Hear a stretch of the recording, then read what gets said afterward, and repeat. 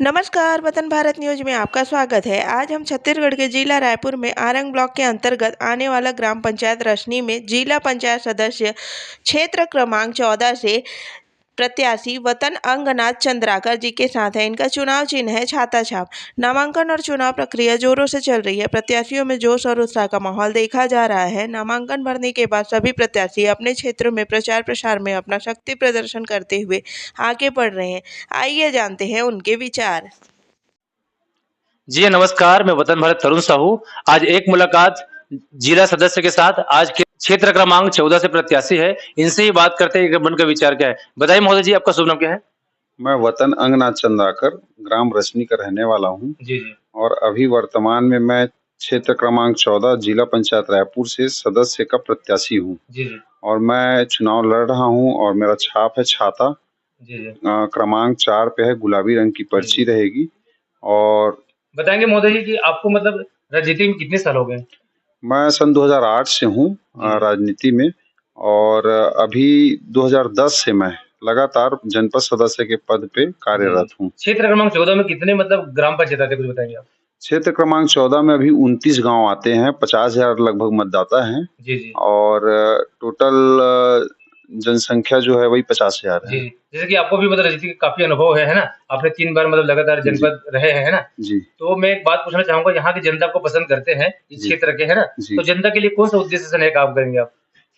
जैसे पूर्व में करते रहे हैं वैसे आगे भी जनता के हित में काम करते रहेंगे और आगे भी यह कार्य जारी रहेगा, चाहे किसानों का मुद्दा हो, चाहे युवाओं का मुद्दा हो, चाहे महिलाओं का मुद्दा हो, चाहे गांव में पानी बिजली की समस्या हो, निराश्रित की समस्या हो, चाहे पेंशन की समस्या हो, चाहे आवास की समस्या हो, सारे समस्याओं का निराकरण करते हैं। एक बात और पूछना चाहूँगा, जिसके मैं अभी डेट में देखता हूँ मैं, जिनका मकान एकदम जर्जर रियल में, जिनको मिलना चाहिए आवास, वो मतलब वंचित है मतलब आवास से। इसके क्षेत्र में क्या काम करेंगे आप? देखिए सर्वे 2011 का जो सर्वे है उसके आधार पे आवास को दिया जा रहा है।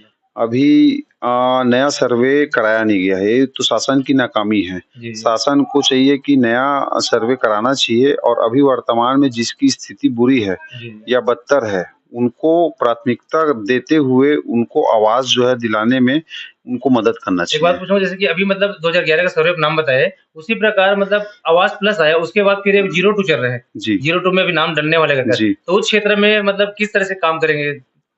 देखिए इसमें तो जो सर्वे हुआ है, सर्वे के आधार पे ही आवास आता है। इसमें हम लोग का कुछ ज़्यादा हस्तक्षेप नहीं रहता है, क्योंकि शासन जो है सर्वे करती है और शासन सर्वे के आधार पे पॉइंट जो है, अंक जो है निर्धारित करती है कि किसका 10 अंक है, किसका 8 अंक है, किसका 6 अंक है, किसका 5 अंक है। तो जिसका अंक जो है सबसे कम रहता है, मतलब जिसका मकान जो बहुत ज़्यादा जर्जर है, तो ये सारी चीज़ों को आकलन के पश्चात ही पंचायत से प्रस्ताव जाने के पश्चात आवास की स्वीकृति मिलती है।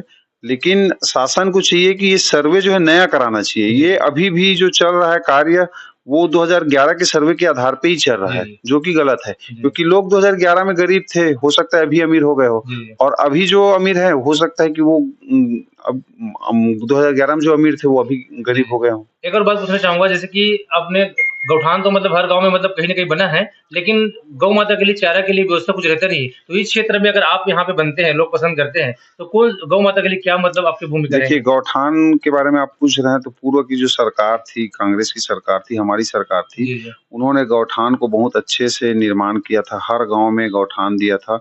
और आज के डेट में छत्तीसगढ़ जो है किसानों का मतलब राज्य माना जाता है, धान का कटोरा कहा जाता है और किसान 90% किसान जो है धान पे ही आश्रित हैं या किसानी पे ही आश्रित हैं।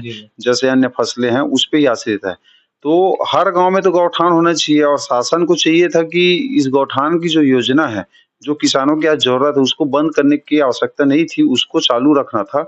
लेकिन आगे हम जो है इसको अगर गाँव के द्वारा सहमति प्रदान किया जाता है, तो आगे हमारे द्वारा गौठान को निर्मित करवा के ग्राम पंचायतों में ग्राम पंचायत की व्यवस्था में संचालन करवाया जाएगा। लास्ट बात एक पूछूँगा, जैसे कि क्षेत्र क्रमांक आप 14 से है ना, मतलब प्रत्याशी हैं, तो यहाँ मतलब यहाँ के जितने वोटर हैं, जनता, इनको क्या अपील करना चाहेंगे, कुछ बताएँगे आप? मैं तो जनता से यही अपील करना चाहूँगा कि मत के पीछे में दान लिखा रहता है। मतलब लोगों को ये सोचना बहुत ही ज़रूरी है कि अपने मत को दान करना है कि उसको बेचना है। कि आज के डेट में आप खुद देख रहे हैं कहीं पे भी किसी भी जगह में जाएँगे तो मतदाता जो है जागरूक नहीं है। मतदाता आज भी हमारा ये समिति है, वो समिति है, ये संगठन है, वो संगठन है, ऐसा करके बोला जाता है। और राजनीति करने वालों की मजबूरी हो जाती है कि उनको एडजस्ट करना है। लेकिन इन चीज़ों को एक राजनीतिक करने वाले व्यक्ति को भी समझने की आवश्यकता है और वहाँ के जो मतदाता हैं, उनको भी सोचने की आवश्यकता है ताकि मतदान सही ढंग से हो और अच्छे ढंग से हो और सही व्यक्ति का चयन करें ताकि गाँव का, क्षेत्र का, समाज का, गली मोहल्ले का विकास परस्पर जारी रहे। आप जानना चाहेंगे महोदय जी अपना राजनीतिक सफर तो अच्छा रहा है। आपका मतलब शिक्षा कहाँ से हुआ या कहाँ तक कुछ बताएँगे? मैंने 2003 से 12वीं क्लास की पढ़ाई कंप्लीट किया है सरस्वती शिशु मंदिर रायपुर देवेंद्र नगर से। उसके बाद मैं इंजीनियरिंग की पढ़ाई किया हूँ। 2007 से मैकेनिकल से मैंने बीई किया है और RIT Raipur institute of technology से मैंने पास आउट किया है 2007 में मैकेनिकल ब्रांच से। उसके बाद मैंने इग्नू से Indira Gandhi national open university से मैंने एमबीए की पढ़ाई की और फिर उसके बाद रविशंकर यूनिवर्सिटी से मैंने एमए अंग्रेजी में पढ़ाई किया।